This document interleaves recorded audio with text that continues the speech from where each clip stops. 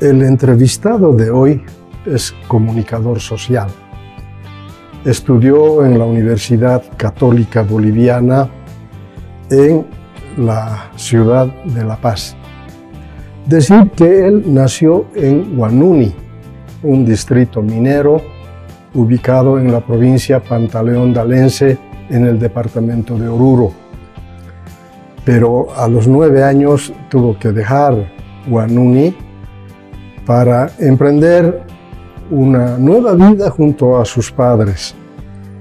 Decir que él ha participado del trabajo en el periódico Presencia, periódico católico que lamentablemente ha cerrado su trabajo en el gobierno de Hugo Banzer Suárez, debido a que el gobierno tenía reparos en el periódico y quitaron la publicidad.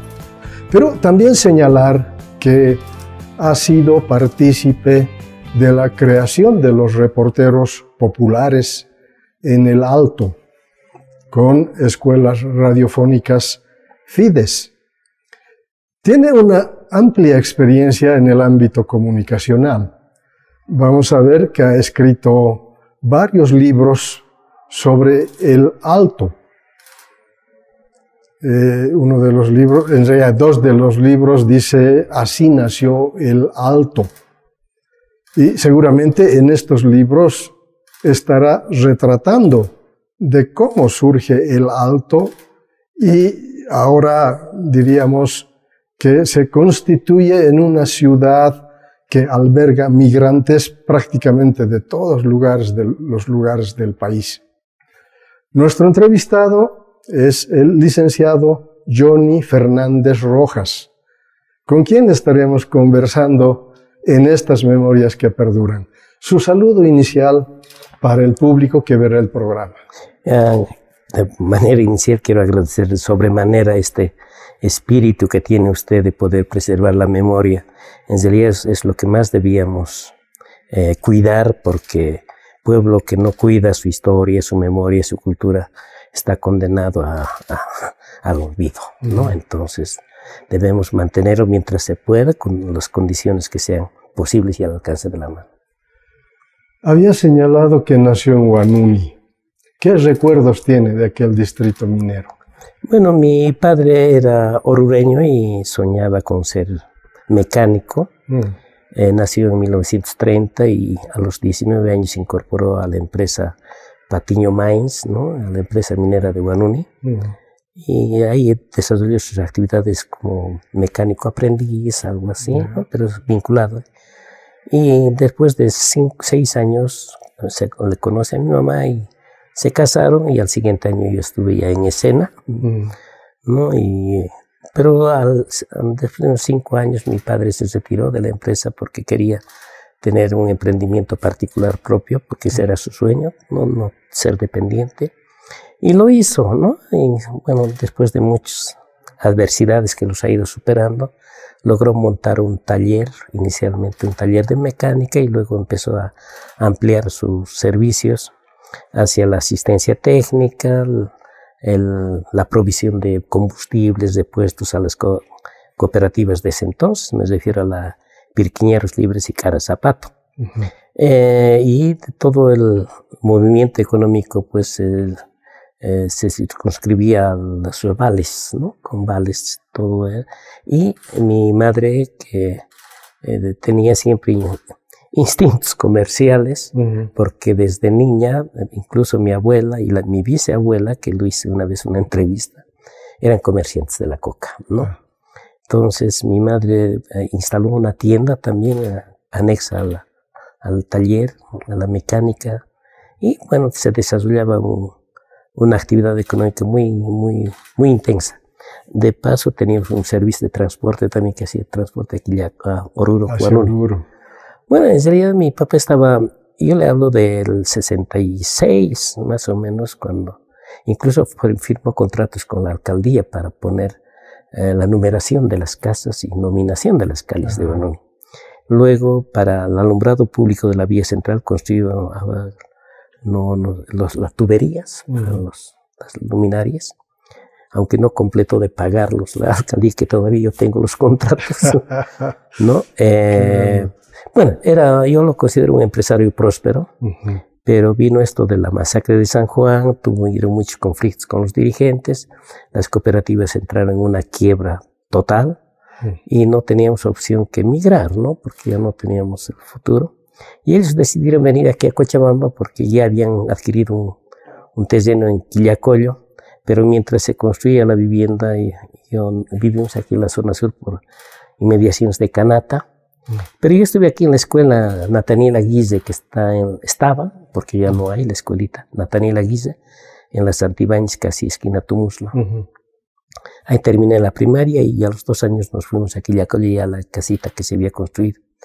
Allí estuve, primero ingresé al Colegio Nacional Calama, 2 años, y luego concluí en el Colegio San Martín de Porres, que sabes era técnico vocacional. En el mismo Quillacollo. En el mismo Quillacollo. Al siguiente año me fui a un proyecto Oscar, que tal vez usted conoce. Claro, de los franciscanos. De los franciscanos estuvimos, en esa gestión inauguramos el camino Guanaima-Piri.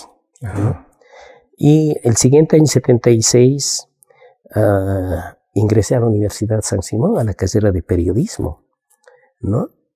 Hubo la carrera aquí el 76, el rector Ondarza creó la carrera, porque en ese tiempo no había centro de estudiantes, no había FULES. Entonces él decidió crear y creó y le puso de director de la carrera a Chechi Nogales, al extinto Chechi Nogales. A José Nogales. Y de la materia de diagramación periodística a José Cruz Aufrere. Sí. ¿No? Ellos fueron nuestros docentes. Éramos 3 estudiantes iniciales, ¿no? Pero lamentablemente el rector falleció en ejercicio de funciones, pues, y se cerró la carrera. Entonces nosotros teníamos que buscar o migrar a La Paz, ¿no? Que era la otra opción. Ese dato está ausente en la historia de la Universidad Mayor de San Simón. Sí, mire, yo aquí tengo una copia, aunque no tan legible, es mi carnet de la universidad de ese tiempo, y la hojita del file, ¿no? Con donde dice periodismo, del 76. Evidentemente, dice carrera periodismo. Y éramos solo 13, bueno, yo todavía persistí, aunque ya no había carrera, pero pasaba clases con los estudiantes de sociología, ¿no? Ahí tuve, y bueno, también otros fueron a las otras carreras similares, ¿no? Relativos a él. Ahí tuve compañeros, por ejemplo, en pedagogía, se llamaba así la carrera de ciencia de educación, a Gaby Vallejo, Celso Montaño, eran mis compañeros, pero de una materia, ¿no? No era... Bueno. Este es un dato interesante que aporta a la creación ya después de las carreras de comunicación, ¿no? Año 1978 consta en el carnet universitario de la Universidad Mayor de San Simón. Qué dato tan interesante. Sí, ¿no? Y bueno, dentro del ámbito todavía de los estudios, era el 76. El 77 yo lo conocía a un periodista que pasaba por mi calle, ahí en Quillacollo, se llamaba Carlos Lenis Vizcaya, ¿no? Era un periodista de Caracoles, creo que era muy pobre, ¿no? Y era muy amable, y le dijo, ¿qué se necesita para ser periodista? Porque ya estuve tratando de meterme ahí, estudiar. Aquí no vas a poder, tienes que ir a La Paz, ¿no? Pero ya tienes que estar escribiendo, meterte en el mundo del periodismo. Dentro de un tiempo va a haber un seminario de actualización para periodistas organizado por Yacimientos Petrolíferos. ¿Por qué no participas? Pero ¿quién soy yo? No, habla con Rafael Peredo Antesana. Bueno, ¿y qué? Bueno, don Rafael Peredo Antesana. ¿No? Al siguiente día me encuentro, me presenta y me dice, pasa a inscribir, yo te voy a llevar. Y participé del seminario por 2 meses. El primer contacto que tuve con el periodismo, con los periodistas de ese tiempo, me refiero a Federico Sabat, a Alberto Espinosa, Freddy Espinosa, Jaime de Mar, Ferrufín, bueno, toda la camada, digamos, ¿no? Yo tenía 18, 19 años. Al siguiente año ocurrió algo interesante, ¿no? Ya con Rafael Peredo ya teníamos una relación estrecha y encuentro una publicación de Los Tiempos en que hay una convocatoria para un curso de CIESPAD. Bueno, ni idea yo tenía que era CIESPAD. Y le digo, don Rafael, ¿por qué no participa usted de ese contra? Sí, pero eso son para los académicos. Pero tú podrías ir. Pero, don Rafael, ellos decían, no, pero podemos gestionar. No nos cuesta mucho. Hablaré con el sindicato. Y el sindicato elevó una nota al rector, ¿no? Y el rector aprobó que me auspicie la universidad para participar de este curso de periodismo educativo y científico, que se llamaba así, organizado por el Centro Internacional de Estudios Superiores de Periodismo, se llamaba en ese entonces, América Latina y en Quito, Ecuador.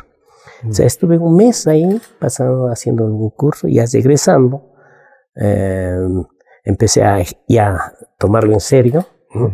Y ya no había mucho futuro en San Simón, pero todavía estuve ligado a otras actividades, dada mi inclinación de promotor cultural o gestor cultural, a lo de Cupiña, a las actividades extraescolares de ferias de ciencias, el comité cívico de Quillacollo, todo lo que era Quillacollo estuve involucrado. Y la universidad casi era de pantalla. En el 80, después del golpe, mi papá ya vivía allá él, en La Paz, en la ciudad del Alto, y me lleva y me inscribe pues a la Católica. Y ahí empecé el 81 a cursar en serio la universidad. La Universidad Católica. Así empieza el 81. Y sigue el proceso de formación. Claro. Recordemos a qué docentes de ese ha logrado conocer en aquel tiempo. No, pues hay uno que todo el tiempo está por Cochabamba, don Fernando Andrade, ¿no? Era mi docente. Claro, Fernando, ¿no? Andrade. Luego estaba Carlos Suárez, un teórico de la comunicación, Dulfredo Retamoso, Jaime Reyes, que era una lumbrera en su tiempo, Nazario Tirado Cuenca, también, ¿no? Sí. Esos, bueno, eso más o menos que ahorita no los tengo en la memoria. ¿Y compañeros de curso? Ahora ya son mayores, bueno, estamos ahí superando los 60 años. Sí, éramos de esa tanda. José Luis Aguille, que es uno de los más destacados. Chuquisaqueño, él, ¿no? Chuquisaqueño, sí. Y luego algunos que fallecieron, ¿no? Y Carlos Aguilar, que estuvo ejerciendo la dirección de la carrera de comunicación en San Andrés y al poco tiempo falleció. Juan Carlos Herbas, Donato Aima, Genaro Condori, Cecilia Crespo, Esperanza Pinto, ¿no? Que bueno, ahora son incluso autoridades, ¿no? Sí. Esperanza Pinto estuvo en el programa Memorias que Perduran. Sí. Qué bien. ¿Y recuerda a Álvaro Cisneros? Sí, Álvaro Cisneros era un morenito, ¿no? Que muy inquieto, sus ojos brillaban cuando nos hablaba. No podía estar quieto, ¿no? Ni en las clases, todo el tiempo estaba activo, tratando de hacer alguna broma, pero era un compañero muy leal y un compañero real, ¿no? Porque no siempre los que nos sonríen están con nosotros, pero Álvaro sí. Nos dolió mucho la partida, ¿no? De él, pero bueno, la vida es así. ¿Qué recuerdos tiene de la Católica, de su formación académica? Bueno, muchísimas, ¿no? Bueno, en términos académicos formamos parte de un grupo de gestores, digamos. Se creó la ABOIC, ¿no? La Asociación Boliviana de Investigadores en Comunicación. Hicimos 2 o 3 seminarios. Bueno, yo no tenía papel protagónico, ¿no? Porque estuvimos en las base, divisiones inferiores. Los que estuvieron ahí, entre ellos está Iván Canelas, ¿no? Su esposa, bueno, Janet Lizázaga, su esposa, luego incluso el exdirector de Los Tiempos, ¿no? Juan Cristóbal Soruco, su esposa Patricia. Ellos eran de la plana mayor, ellos han formado, y nosotros éramos auxiliares, ¿no? Íbamos a grabar, distribuir los refrigerios, los textos, y yo también participaba del Centro de Investigación y Comunicación, CIPCOM, ¿no? Es el Centro de Investigación y Documentación, y teníamos que registrar todos los eventos y también multicopiábamos los textos. Luego, después, en la Católica me hice cargo del Departamento de Relaciones Públicas, del área de interacción social. Bueno, estuve y publicaciones. Y después, bueno, yo casi vivía en la Universidad Católica. Son 5 o 6 años que estuve ahí, ¿no? Y periodísticamente estuve vinculado a Presencia Juvenil del padre José Víctor Arione, ¿no? Eso me permitió participar de eventos relativos a la juventud, viajando fuera y dentro del país, ¿no? Todo el tema Ahora, juventud. En el curso, ¿cuántos eran? Hemos de ser unos 40 estudiantes. Unos 40. Sí. ¿Y había una división al interior del curso? Evidentemente, como en todo curso, ¿no? Los de atrás, los de adelante. Y todo nació a través de un partido de fútbol, ¿no? Y no vino un docente y dije, ¿qué hacemos en la tarde? ¿Qué les parece un partido? Porque teníamos todavía un campo deportivo que ahora no hay en la Católica, ¿no? Y bueno, entonces nos organizamos y esa tarde nos reunimos y ahí nació los nombres de los equipos. Teníamos que tener y los de adelante, que eran los más estudiosos, aplicados. Los corchos. O chalpiris. Los chalpiris. ¿No? Y aquí se dice huasquiris, ¿no? Aquí sí, huasquiris. Eran los pichones, ¿no? Los pichones. ¿Se llamaban? Sí, los pichones era identificar todo ese grupo. Y entre ellos también estaba Julio César Peñalosa Bretel, ¿no? Que opina bastante, ¿no? Sí. En el otro lado estuvimos los que de alguna manera vivíamos en los sectores marginales de La Paz, ¿no? Era una división social, también económica. Nosotros éramos 2 de la ciudad del Alto. 2 éramos uno que falleció hace 2 años, Leonardo Quiros Guillén. Vivían, con él también inició la carrera de periodismo acá en Cochabamba, ¿no? Y los 2 éramos, y incluso post-universidad, hemos seguido nomás inclinándonos a los sectores sociales, ¿no? Tanto en el trabajo como en los pensamientos. Yo trabajaba en el CENALEP, en el Servicio de Educación, de Alfabetización y Educación Popular. Donato Aima con Genaro Condori trabajaba en Radio San Gabriel. Un compañero, Freddy Kondo, que era director de Radio Nacional en Huanuni, escribió un libro acerca de la radio también. Hay otro, Juan Carlos Herbas, que trabajó en un programa, una ONG en siglo XX, PAN, programa de alimentación y nutrición, algo así, ¿no? O sea, ese tipo de sector. Mientras que los pichones eran más dedicados a la docencia, a las auxiliaturas, ¿no? Eran más estudiosos, y como hasta ahora. ¿Y el grupo de ustedes se llamaba? Los Ungidos. Los Ungidos, sí. ¿Y por qué se pusieron ese nombre? Bueno, en serio no sé el origen, pero hacíamos actividades. Nuestros miembros honorarios era pues el sector. El doctor Bosa. José Antonio Bosa y el licenciado Jaime Reyes era también. Él no participaba de nosotros, ¿no? Es que hacíamos mucha actividad cultural en la universidad. Yo, como tenía la facilidad de estar en interacción social, antes se llamaba extensión universitaria, incluso nominamos un pasaje, ¿no? Y, con una plaqueta, los Ungidos, hicimos una verbena, ¿no? Incluso organizamos un presterío, ¿no? Con un grupo. Claro, los invitados eran los pichones, ¿no? y cuando mira también cómo se reflejaba nuestra división sana, cuando uno de los pichones defendía su tesis, claro, ellos tenían nomás un soporte económico sustancial, ¿no? Entonces, se suponía que estaba garantizada la aprobación, dadas sus antecedentes académicos. Todos los familiares contrataban garzones, todo para un vino de honor posteriormente. En el caso nuestro, cuando alguien concluía la tesis, eran cervezas, cohetes. Era así nuestro. Bueno. Hasta ahora todavía tenemos algún contacto entre nosotros, ¿no? Qué bueno. Y ahora, formación universitaria en la Católica, ¿dónde empieza a trabajar?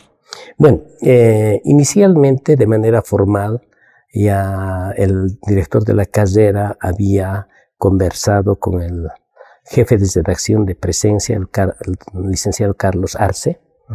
Le hizo conocer que tenían en camino un proyecto llamado El Alto. y le propuso si hay algún estudiante en la carrera que podía asumir esas funciones. Y nos planteó a mí, a Leonardi, que éramos del Alto, y Leonardi dijo, no, yo estoy trabajando en otro lugar, ¿no? Entonces yo nunca había trabajado así de manera formal, siempre hacía colaboración. En Presencia Juvenil era voluntario desde el 82, ¿no? Y me dijo yo acepté y me nominaron como corresponsal en la ciudad del Alto. A un principio me conocían como el primer periodista del Alto, que no soy, porque ha habido otros que me han antecedido. Claro, eran actividades entusiastas, principalmente profesores que editaban boletines, ¿no? Revistas, ¿no? Pero el 86, en mayo, iniciamos la formalidad diaria, ¿no? Sacamos un pedacito, pequeñitos espacios me asignaba. Por 1 año y medio he trabajado en Presencia. Luego, en términos periodísticos, también me contrataron para una radio llamada Avaroa, ¿no? Avaroa, en ese tiempo, era una radio como del área rural, era de Viacha, pero lo trasladaron a Alto, porque creían que iba a tener mayores ventajas económicas, pero no fue, y en ese proceso, el señor Jorge Suárez Barrenechea, que era el dueño de la radio, lo vendió a un ex canciller de la UDP, no recuerdo el nombre, y él lo modernizó, la radio, trajo equipos, consolas, y contrató a la crema del periodismo boliviano para la radio. ¿Quiénes eran? Iván Canelas, Pedro Glasinovic, Luisa Limachi, Lupe Cajillas, ahorita voy a llegar a algunos nombres. Sandra Aliaga, quizás. No, Sandra Aliaga tenía otro grupo, los 5 Latinos se llamaban. Fernando Andrade era de los 5 Latinos. Ellos eran mayores, ¿no? ¿A quiénes más puedo recordar ahí? Que la característica del informativo era que cada uno de los reporteros tenía que leer sus propias noticias con su propia voz. No teníamos un lector de informativo, ¿no? Fernando Salazar era el dueño. Él es el que contrataba radiotaxis para subirnos bueno, a mí no, yo vivía en la ciudad de Alto, desde el subterráneo, en la mañana, antes de las 7, a mediodía y en la noche. El radiotaxi subía y bajaba. Era una inversión monstruosa, ¿no? Pero no ha fracasado, porque no había respuesta, porque se quería hacer una competencia a RTP, ¿no? A Radio Televisión Popular del compadre Palenque. Entonces no ha tenido éxito. Y se cerró, pero más bien no se cerró. Lo vendió a padre Iribarne, Eduardo Iribarne, y se convirtió en Radio Mar, ¿no? La radio, y bueno, ya tenía otra característica. Pues.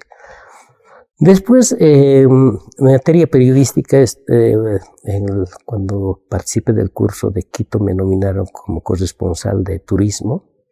No, yo desconocía todos los conceptos, gestión de turismo, pero a partir de ese hecho me incliné a conocer el mundo turístico. Participaba ya de los congresos de agentes de viajes, cámaras hoteleras, guías de turismo. Y la revista era bimensual, ¿no? De ahí sí me pagaban, ¿no? Claro, yo no tenía la experiencia aún, pero ellos en Quito le daban el tratamiento periodístico. No ha sido muy extensa pero aún un periodista, ¿no? Como dice don Rafael Peredo, un periodista es periodista hasta el último día de su vida. Yo sigo escribiendo. Ahora, en el Alto, ¿has sido testigo de la creación de aquella ciudad? Testigo y en algunos casos protagonista, ¿no? Yo me fui, como dije anteriormente, el 81, y mi vida se limitaba a la universidad, mi familia y mi casa. Pero su casa en el Alto. En la ciudad del Alto, ¿no? El 85, como teníamos esa etapa de la UDP donde los alimentos eran muy limitados y las juntas vecinales tenían un papel protagónico en proveerse, ¿no? Y mi papá me había hecho inscribir en una de las juntas vecinales, o representante de la junta de vecinos, para que yo vaya a las reuniones, y solo tenía que firmar para que nos asignaran los alimentos, ¿no? Entonces, Yo fui y al poco tiempo se realiza el congreso del Ciudad Satélite, el primer congreso orgánico de Ciudad Satélite. En ese entonces Ciudad Satélite tenía alrededor de 16 planes y las viviendas superaban las 3.500 unidades familiares, una más grande que Quillacollo inclusive en ese tiempo. Y bueno, ahí ejercí, aunque antes ya estuve dirigente a los 19 años en Quillacollo, en la OTB 1 de Mayo, donde vivía inicialmente. Ya con esa ligera experiencia me incorporé a Ciudad Satélite y al año siguiente, el 86, formé parte de la Federación de Juntas Vecinales y no me he separado más hasta ahora. No, pero ya no estamos en la actividad, ya tenemos otro tipo de entes, el Consejo Consultivo de Juntas Vecinales, ¿no? Era una experiencia inédita, muy singular, muy particular, todo ese proceso de aparición de la ciudad, porque solo los dirigentes, que eran muy seducidos, conocían lo que estaba gestándose. La mayor parte de la población no sabía lo que había ocurrido el 6 de marzo del 85. Ese día se creó, ¿no?, a través de la ley 728, la cuarta sección de la provincia de Murillo. Pero había que organizar una ciudad. Ya estaba la ciudad, había que organizar. Los tropiezos que se ha tenido, para empezar con las autoridades municipales. El 14 de julio del 85 se realizan las primeras elecciones generales, ¿no? Ahí también se ha incluido a los alcaldes, concejales, municipios y agentes cantonales. Ahí el Alto eligió a 4 municipios, ¿no? Y en noviembre, el 7 de noviembre, fueron posesionados. Lo curioso de esa posición es que uno ganó ADN en el Alto, 2 concejales, 2 municipios ADN, uno del MNR y otro del MIR. Uno de ADN, cuando estaba el momento de su posesión, el juez que los estuvo administrando la posesión les recomendó, ¿no?, las tareas que debían cumplir. Se asustó y renunció. Es que no era una figura nueva. Bueno, como anécdota le cuento eso, ¿no? Pero ha tenido muchas dificultades a organizar. Mira, era noviembre y el personal que quedaba, porque había una subalcaldía distrital, se llamaba, ¿no?, creada unos 4 o 5 años antes, la alcaldía, y tenía su personal. Pero como se dividió legalmente, en los ítems decía Alcaldía de La Paz. Por tanto, correspondía a La Paz. Y pese a que el alcalde de El Alto y de La Paz, el señor Ronald Majlin, pertenecía al mismo partido, tenían dificultades administrativas, ¿no? Ninguna autoridad quiere ceder sus prerrogativas. Entonces había fricciones, ¿no? Bueno, eso es en el campo de las autoridades. El campo vecinal o poblacional era más difícil. Había que crear instituciones. La Dirección Distrital de Educación, la Unidad Sanitaria del Alto, las parroquias y incluso los servicios, porque el agua de Samapa, que en La Paz se llama Samapa, Samapa es una entidad descentralizada, pero tenía el acuerdo con la Alcaldía de La Paz. Pero surge la Alcaldía de El Alto. Entonces había que legalizar, ver alguna salida jurídica para darle legalidad. O sea, todo ese tipo de problemas se ha atravesado con tropiezos, pero majestuosos, no sé si el término es apropiado, pero muy fuertes, que muchas veces hemos llegado a los tropiezos y a los fracasos. Ahora, en cuanto a los ingresos, ¿no?, empieza el comercio, ¿no? El comercio se irradia porque el Alto es esencialmente comercial, ¿no? Y yo estuve en las juntas vecinales, ¿no?, para que se vea el ímpetu de crecimiento del Alto. Cada 15 días teníamos que ir a posesionar a una nueva junta de vecinos. Y de acuerdo al reglamento de la FEJUVE tiene que haber 200 vecinos asentados, no propietarios. Pero no se puede dejar, entonces eran comités de trabajo, se llamaban, antes que ser una junta de vecinos. Bueno, ellos tenían demandas permanentes de servicios, la alcaldía no tenía el presupuesto necesario, no se podía administrar, y claro, los partidos políticos estaban ahí tratando de jalar por su lado, un caos. Sobre eso vienen otros desafíos, el empleo. El gobierno ha creado a través del Fondo Social de Emergencia un programa llamado FRAL, Fondo Rotatorio de Agua y Alcantarillado, que los mismos localizados tenían que hacer, ¿no? Una especie de cooperativa. Ese fondo, el gobierno prestaba el dinero, uno se conectaba, accedía al alcantarillado y tenía que pagar una suma casi simbólica, y eso servía para seguir ampliando, pero se ha fracasado en ese sistema también. Y aparece un fenómeno interesante, ya a finales del 89, la universidad, ¿no? ¿De la UP? No. No. No. Tenía otro nombre. En serio, no soñábamos, no pensábamos que íbamos a tener una universidad. Antes de la UP hubo otra universidad. Sí. Bueno, ahora me voy a permitir comentar un breve. Había una institución, como aquí también había, llamado FOMO, Formación de Obra de Mano, ¿no? Y eso, el 88 se había cancelado en todo el país y se creó otra institución sobre ello, pero ya no con las responsabilidades iniciales, porque en anterior experiencia FOMO había participación de los obreros, tenían un descuento, pero se cesó eso y el gobierno abrió Infocal, Instituto Nacional de Formación y Capacitación Laboral. Y como no había cumplido con sus obligaciones de finiquitos, algo así, los obreros estaban saqueando, se llevaban equipos, lo que podían llevarse, y denuncian a la Federación de Juntas Vecinales, que era la entidad matriz y fuerte. Denuncian y deciden poner un alto, porque muchos de ellos eran obreros. Es nuestra institución, tenemos que poner un coto. Denunciaron y procedimos a la toma de la institución. Y claro que vino la policía, nos trató de sacar, y ahí decidimos, ¿por qué esto no lo convertimos en una universidad? Y veamos la forma como podría ser. Y decidimos. El inicial nombre era Universidad Técnica Laboral del Alto, UTLA. UTLA, ¿no? ¿Y qué carreras va a haber? No teníamos idea. Bueno, yo tenía alguna inclinación, la experiencia de la católica, y nomás era activo. Empezamos a concebir. Pero estuvimos en una huelga de hambre mientras no nos cedan el ambiente de Infocal. Han sido 18 días de permanente movilización. Bloqueo, todo el Alto. Bueno, esa universidad se concibió de la siguiente manera, al calor, ¿no? A veces suena lirismo esto, ¿no? Que va a ser una universidad para el pueblo. Evidentemente decíamos y estuvimos muy convencidos de que iba a ser una universidad para el pueblo.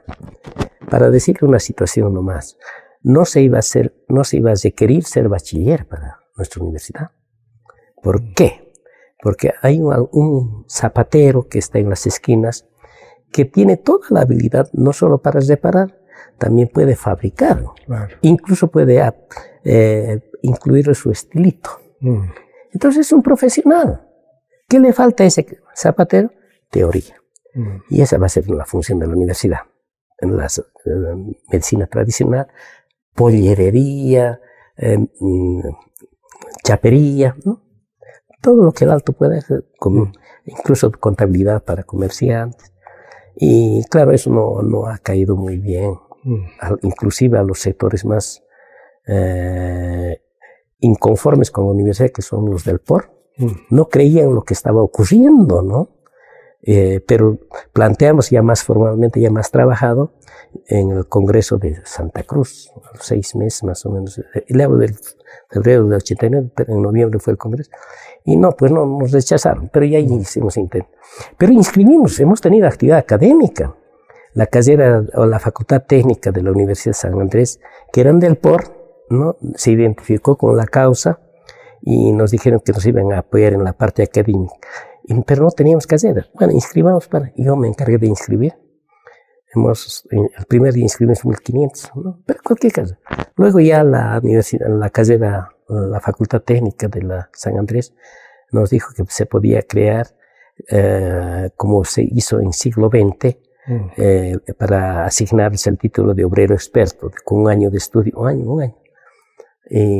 Optamos por electricidad del automóvil y instalaciones eléctricas domiciliarias. No teníamos ni una tiza, nada, ¿no? Entonces yo tenía que buscar ambientes, bueno, y sacamos una promoción, casi 2 promociones. Bueno, ahí intervino otros factores después, ¿no? Ya los políticos. La alcaldía fue tomado por Condepa, Conciencia de Patria, y por detrás estaba UCS, ¿no? Que también quería tomar, y la bandera era la universidad.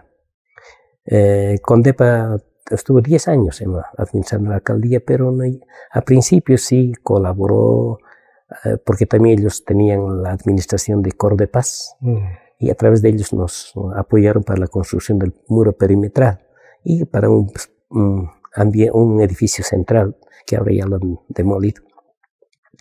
Y ha estado 9 años, 10 años así.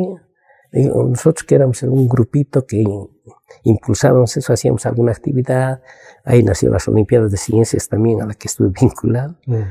Y hasta que el 99 aparece en escena otro personaje en la ciudad del Alto llamado Sebastián Obermayer, ¿no? El padre. Un sacerdote, ¿no? El sacerdote que tenía el cargo de presidente de la Comisión de Lucha contra la Pobreza, delegado presidencial de Banzer.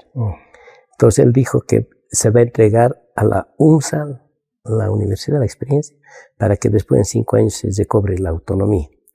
Bueno, por otro lado, el otro actor era José Luis Paredes, el alcalde, que también tenía otra visión de universidad. Bueno, los dos empezaron a tener fricciones y se anudó la lucha, como lo llamaríamos, y la Asamblea de la Alteñidad asumió la responsabilidad y el 1 de mayo del 2000 se crea la Universidad Pública de El Alto. Claro, se inicia, ¿no? Porque después había una etapa de peleas, no peleas, enfrentamientos con la policía, y estuvo jugando un papel determinante el exministro Tito Osdevila, ¿no? Que desconocía a los dirigentes. Bueno, yo hasta ahí era mi función con la UTLA y terminé, ¿no? Y ahora ya no participo en nada de lo que es la universidad. Bueno, en la presentación había dicho que escribió este libro que dice Así nació el Alto. Y no solo uno, son 2. Sí, 2 ediciones. Son 2 textos. ¿Nos podría contar cómo nació el Alto? Hace un momento señalaba que yo me incorporé a la actividad vecinal el febrero del 86 a la actividad de la Ciudad del Alto, ¿no? Y ahí empecé a ver algún material que circulaba y que se deshacía, se lo llevaba. Yo dije, debíamos concentrar, deberíamos tener una biblioteca, algo así. Y empecé a interiorizarme, más aún con la actividad de periodismo que tenía, y empecé a concentrar información, ¿no? Y bueno, lo difundía no solamente en el periódico, también en la radio, en la misma experiencia de los reporteros populares, y después permanentemente para las ediciones del 6 de marzo que tenían los periódicos, que siempre todavía lo tienen también, se escribía pasajes de lo que es la historia del Alto.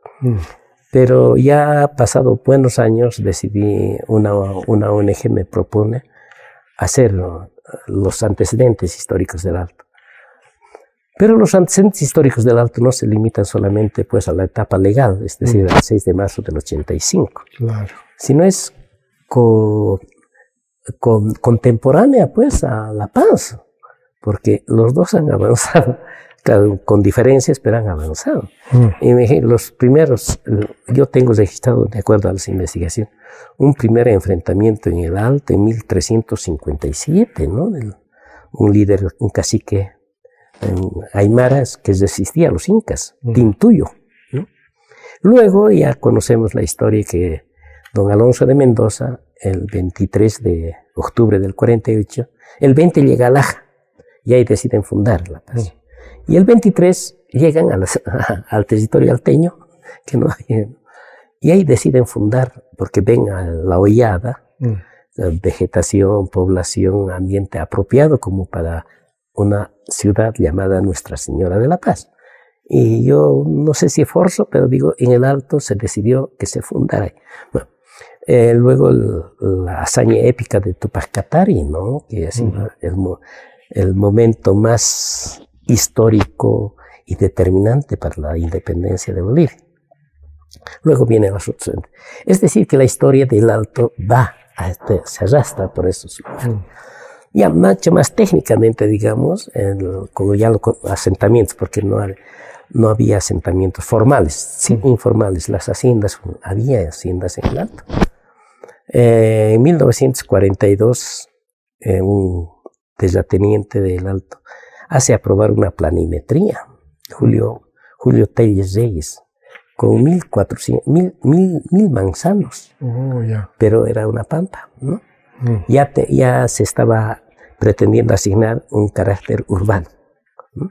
Y luego, como vendía algunos terrenitos, empezó a establecerse ahí.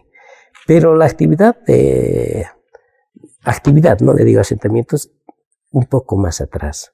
Me refiero, por ejemplo, a 1904, 5, cuando llegan el primer vehículo, pues, bueno, llegará pues, pero antes llega al Alto, ¿no? También el tren, ¿no? Con el Tratado de 1904, el gobierno chileno decide construir el ferrocarril Arica-El Alto. Ahí aparece el Alto como primera vez un documento oficial, ¿no? Y se genera un movimiento económico, pues, ¿no? En 1908 ya empieza el transporte muy rústico terrestre, camiones de traslado. Ya el aeropuerto en 1920, ¿no? La pista, los primeros vuelos, ahí nace la aviación boliviana en la ciudad del Alto, parte de la historia también del Alto. Bueno, en 1957 ya había 7 juntas de vecinos, 7 juntas vecinales, y deciden crear una subfederación de las juntas vecinales, pero la Federación de Juntas Vecinales de La Paz no los aceptaba porque dice, son urbanos, ustedes son del área rural. No los aceptaron. Entonces formaron el Consejo Central de Vecinos, ¿no? Y también para tratar de plantear la creación de la 4ª sección de la provincia de Murillo, que eso le va a permitir tener una subfederación. Ahí empiezan las gestiones para crear la 4ª sección. Y ha ido gestiones tras gestiones, golpes de Estado aquí. Bueno, son 30 años de gestiones y el 6 de marzo se concluye. En ese libro está relatado todo ese proceso burocrático, administrativo que ha dado lugar a la creación de la 4ª sección. Y después ya viene la elevación a rango de ciudad, que es un título honorífico nomás, ¿no? Esa es la esencia de eso. Bueno, la primera edición lo sacamos, la ONG no es la que se encarga, y ahora para el próximo año van a sacar la 3ª edición, también aumentada y corregida. Ahora, los pobladores del Alto, ¿de dónde han surgido para hacer una ciudad ahora tan grande y hay explicaciones, congestionada, incluso? ¿no? Sí, hay explicaciones. Hay un dato curioso, ¿no? Hay no puedo precisar la cantidad, pero hay peruanos, ¿no? Bueno, en esta época mucho más. Cuando ocurrió el incidente de José Manuel Pando en 1917, había en el lugar donde cambian las rieles, no recuerdo en este momento ahí, el Crenco, guardalíneas, ¿no? Los guardalíneas, estaban ahí tomándose unos traguitos, ¿no? A tipo 6 de la tarde llega José Manuel Pando, ¿no? Entre ellos estaba un peruano, está con nombres en los libros. Luego aparece el fondo Yunguyo también. Se empecé a investigar de dónde aparecen estos nombres, esta presencia de peruanos, y parece que es desde la batalla de Ingavi, ¿no? Porque sabemos que José Vallivian derrota a Agustín Gamarra en las pampas de Ingavi, en medicinas de Viacha, y había más de 3.000 prisioneros, ¿no? Inexplicable. Entonces yo supongo, ¿no? Por eso estoy en el ámbito de las hipótesis aún, que muchos de ellos han debido quedarse, ¿no? Y no es casual también que la principal área de comercio de la ciudad del Alto lleva el nombre de Alfonso Ugarte, en la zona 16 de julio, y las vías colaterales tienen nombres de peruanos, de próceres peruanos. E inclusive el monumento que todavía está ahí es a Tupac Amaru. Eso había ocurrido en el 73, pero llegó el alcalde de Lima y el alcalde de La Paz, Armando Escobar Uribe. Bueno, se intercambiaron ideas y entregaron el monumento. Entonces, tenemos influencia peruana, y incluso ahora tenemos un consulado, ¿no? Desde hace unos 20 años está el consulado. Hay mucha influencia. Bueno, ¿de dónde más vienen los...? Ocurre que en los primeros años de la década del 80 ocurre un fenómeno natural llamado el Niño, ¿no? Que azota a la gran parte del altiplano paceño, y tenían que buscar refugio, pues, y seguramente, y por sentirse identificados con él, no solo territorialmente, sino con la clase social, se han instalado en el Alto, pues, ¿no? Y por un lado. El otro factor es que en 1985 el gobierno de Paz Tensoro pone en práctica la nueva política económica y con ello la relocalización. Y se producen asentamientos, ¿no? Grandes asentamientos en la ciudad de Alto. De exmineros. Exmineros. Y un tercer factor son los rebalses de la ciudad de La Paz, porque cada vez estaba más atosigada ya, y tenía que buscar respiración urbana, entonces el Alto. Y esa vez, por ejemplo, yo le hablo de los datos censales, digamos del 76 eran 95,000 habitantes, el 76.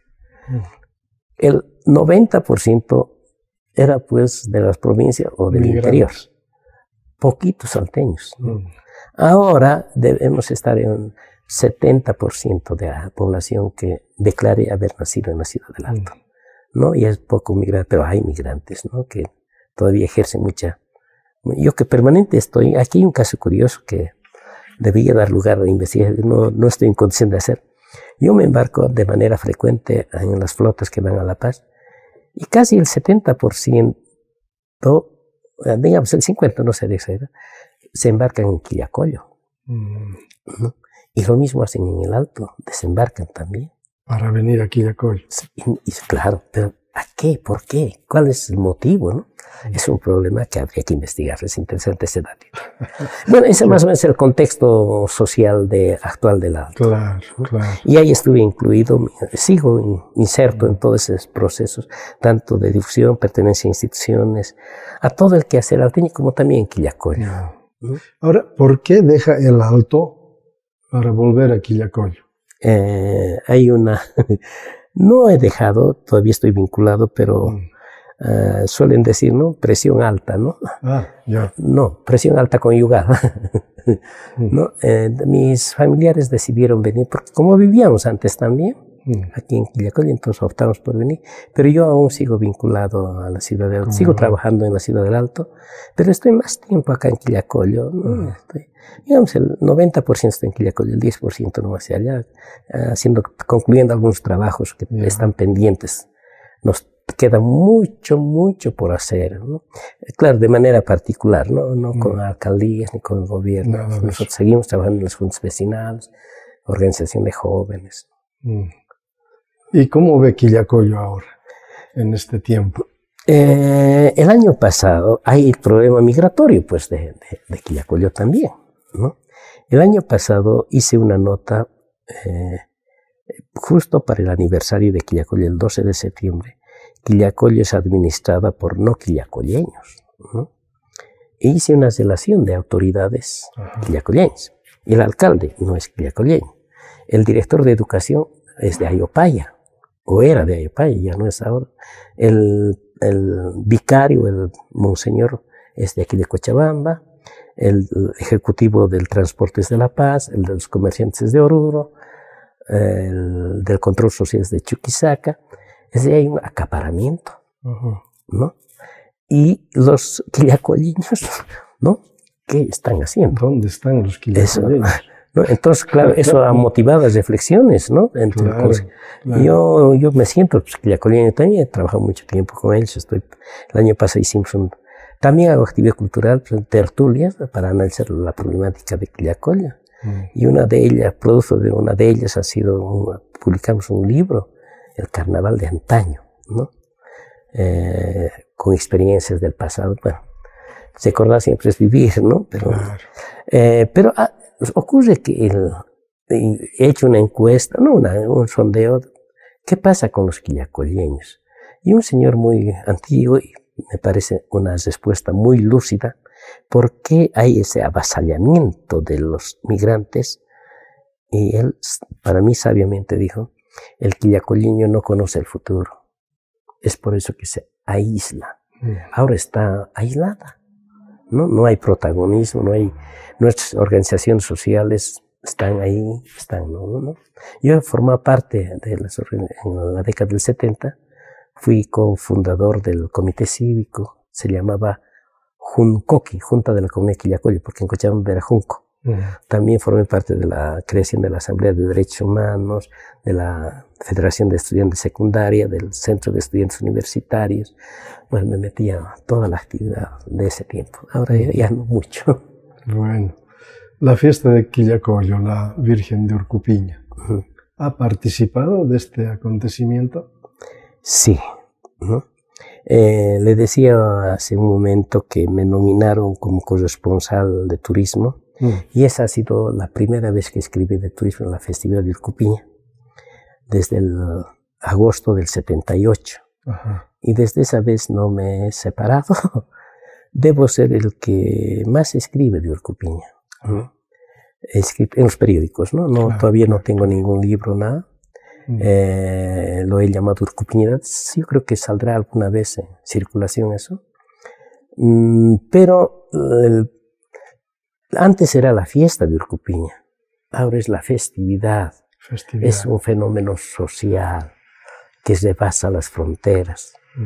Pero los quillacolleños no entienden que es un fenómeno social, es la fiesta para ellos, ¿no? He hecho muchos intentos de poder que se comprenda el fenómeno social. Rafael Peredo entendía. Él es el que, ¿no? Y me impulsaba también, hacíamos con él muchas cosas. Mire, desde hace 3 años desarrollo una actividad, unos webinars con los que organizan la fiesta de Urcupiña en varios países, que no tienen absoluta relación con Quillacollo, cuando debía Quillacollo monitorear, por lo menos, cómo se desarrolla, pero no tienen ningún tipo de relación. Entonces, este año van a participar los organizadores que hacen en el Perú, en Paraguay, en Suiza y en Francia, ¿no? Nos van a contar cómo realizan, ¿no? De acuerdo a la ciudad también tienen sus reglas ellos, ¿no? Porque no es como en Quillacollo, rienda suelta. En Madrid les ponen un horario y una ruta. Y tienen que terminar el horario y tienen que estar limpias las calles. No hay que están cantando por las calles, no hay, ¿no? Bueno, en Quillacollo es diferente. Yo les propuse, veamos de manera, ¿no?, amplia lo que es la festividad. Y no lo entiendo, pero voy a seguir. Este año vamos a hacer con este webinar. Incluso me sorprende, el año pasado tuve la oportunidad de viajar con mi familia, siempre viajamos cada año. Estuvimos en Ushuaia. Ushuaia es el fin del mundo, que lo llaman, es en el sur de la Tierra de Fuego. Es una ciudad, ¿no?, altamente turística. Y ahí me topé con un señor boliviano que había sabido organizar la fiesta de Urcupiña, ¿no? Incluso había escrito un librito. Todo, claro, yo ya lo tengo. Debo tener la mayor cantidad de archivo de Urcupiña también, ¿no?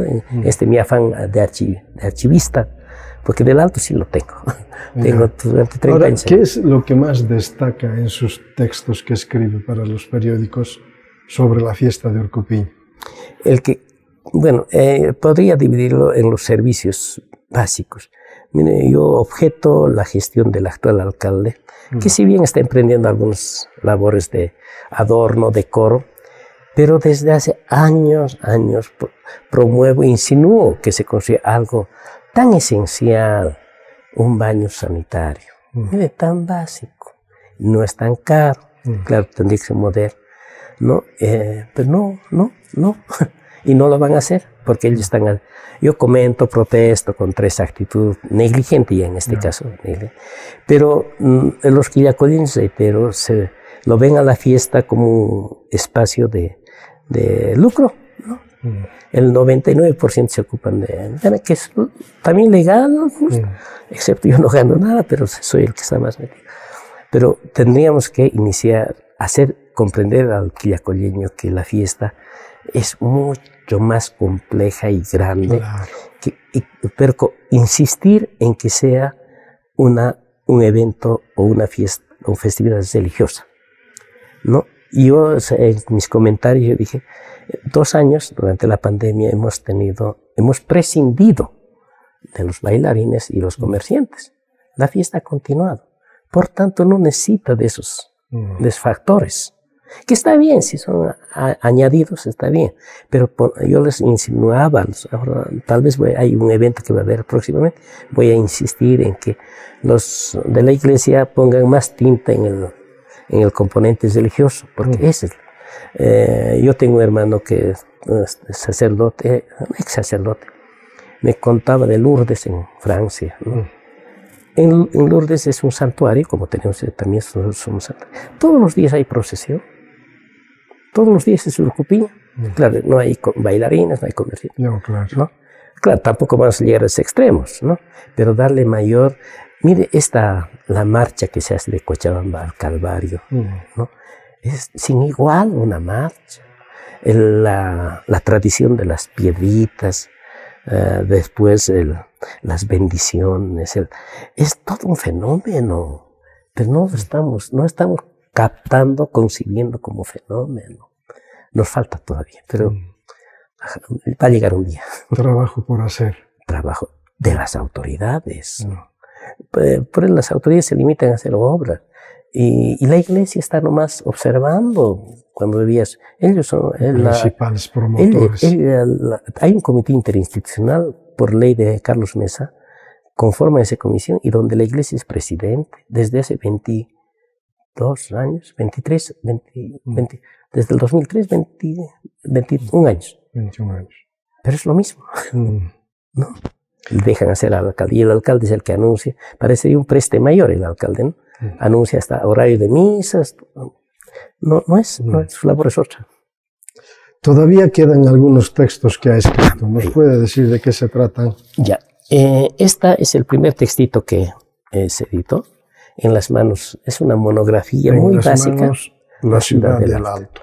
¿No? Centro de Reporteros Populares. Sí, es una del 93, es decir, hace unos 30 años, ¿no? 30 años. Sí. ¿No? ¿Las otras? Y esta es la historia del Alto, pero para los escolares, en historieta. En imágenes. Sí, es una historieta. ¿No?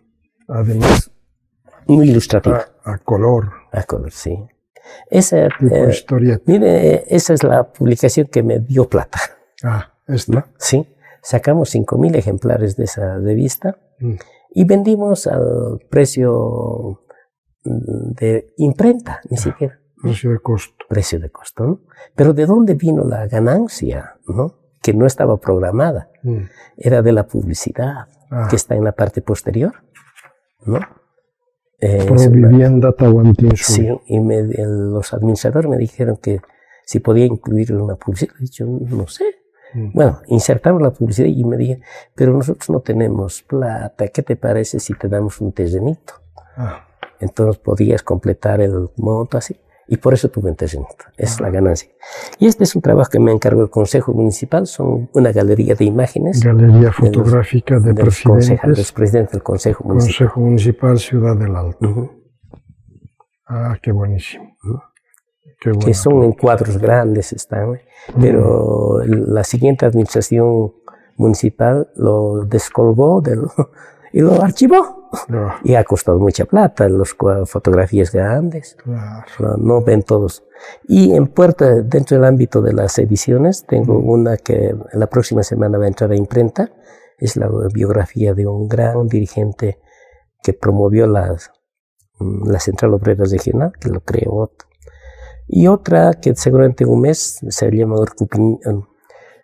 100 años de Rafael Peredo, ¿no? Ajá. Ahí está el artículo suyo también de usted, había escrito hace un buen tiempo. Sí. Recuperamos ese artículo y está inserto en la publicación. Yo creo que en un mes más va a circular bueno. esa nota. Voy a estar de colero ahí. No. Bueno, Johnny Fernández Rojas, ha sido grato conversar en estas memorias que perduran y recoger su semblanza de vida. Le solicito que se despida del público. Bueno, pues es una alegría, es una satisfacción hablar de la ciudad del Alto, que es una de mis pasiones, ¿no? Rememorar esos hechos, tal vez en algunos casos ligados con lo épico, ¿no? Pero es así interesante. Y bueno, pues este tipo de programas sirven para perennizar, ¿no? Los recuerdos, las memorias, ¿no? Como dicen, las memorias deben perdurar en el tiempo para que la cultura siga adelante, ¿no? Debo agradecer de sobremanera nuevamente por este espacio para seguir hablando de lo que es la cultura.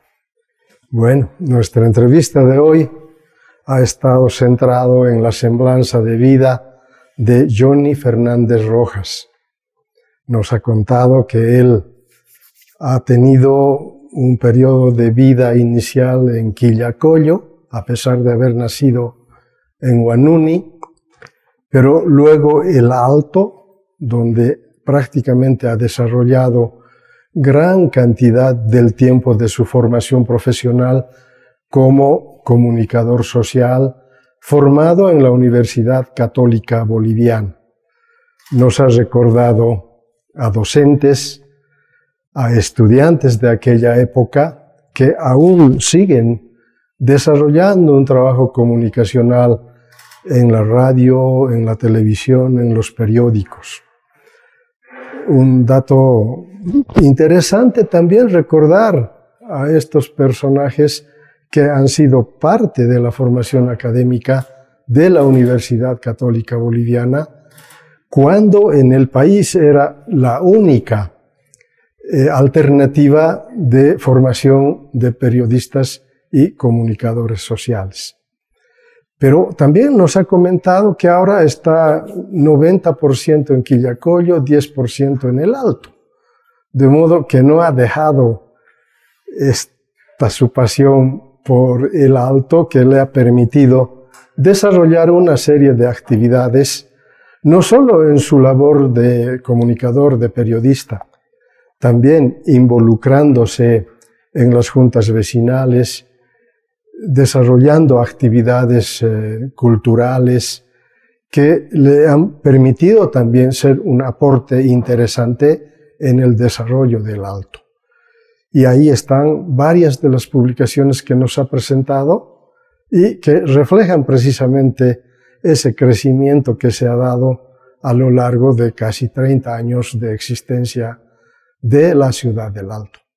Amigos, ha sido grato estar con ustedes. Estaremos en el siguiente programa. Hasta pronto.